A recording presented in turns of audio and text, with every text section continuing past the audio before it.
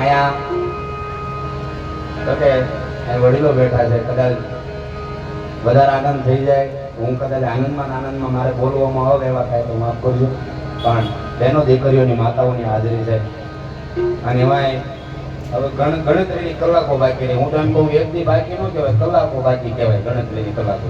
અને એમાંય બહેનો દીકરીઓ માતાઓની બધાની હાજરી છે, ત્યારે ઘડીક આનંદ કરી લેજો. કાલ પછી કદાચ એમ કહેવાય પોથી ઉપાડવાનો સમય થાય, કથાને વિરામ આપીએ તો આવો સમય મળે ન મળે, પણ અત્યારે આનંદ કરી લેવાની. એમાંય ભગવાનના વિવાહમાં આનંદ જ કરવાનો હોય. પહેલા એ લઈ લઈએ પછી આનંદ તરફ જાય.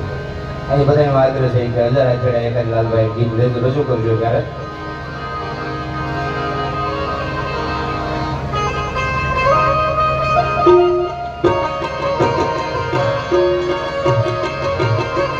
क्या बात